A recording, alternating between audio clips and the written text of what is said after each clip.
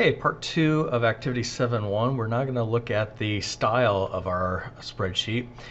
So first thing I want to do is deal with these two rows that we've been ignoring. Since these are the titles, it would make sense, just like we did in our tables, to select all these cells. So I'm selecting cells A to F because my data down below goes from columns A to F, and I want to center my title over those. So I'm going to go up to Format, and then I'm going to merge these cells. And after I merge them, now that it's just one big cell, now I can come up here to my alignment and center the title.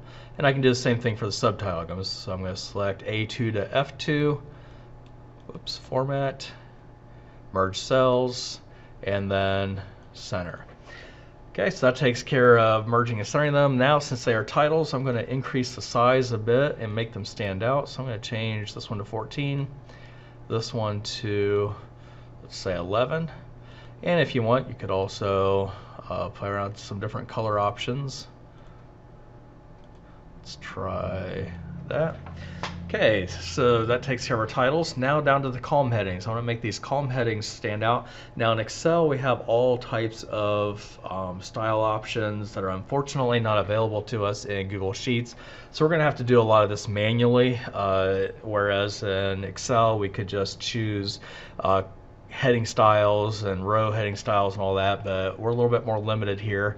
So I'm going to select all of my column headings, and first of all make them bold.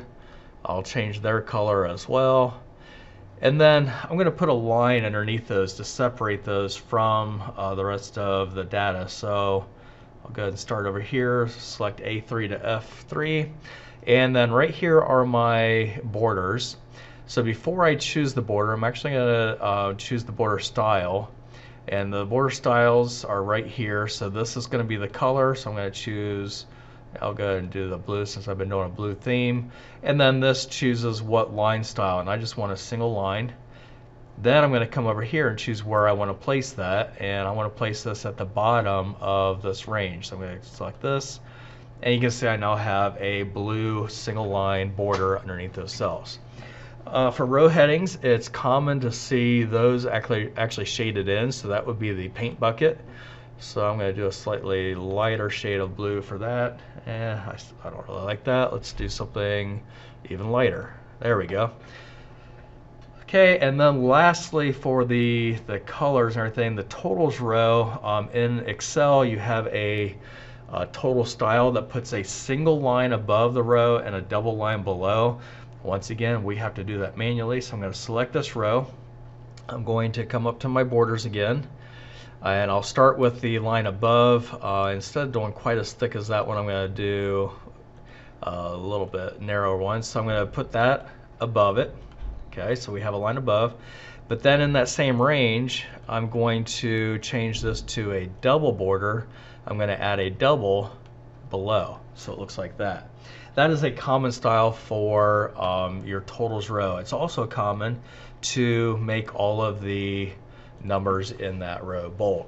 So that takes care of our colors. Now we need to address the issue of our number formats, and all of these are dollar amounts. I'm going to resize my column a little bit there. All these are dollar amounts, so it makes sense to add our dollar signs in. And we didn't type the dollar signs when we typed it because fortunately both Excel and Google Sheets will put the dollar sign in for us. Now there's two dollar sign formats. There's this one, currency. So let me select a cell, change that to currency, and you can see it added the dollar sign. It also put it down here. Now I made this bigger for a reason. I'm going to show you the difference. Here's currency. But then if I go to this little drop down here, here's additional formats. The other common one is accounting. Do you see the difference?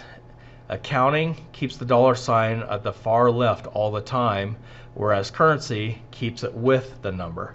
A very common style for accountants, and anytime you're dealing with spreadsheets like this, is to, in this first row, change all of these to accounting.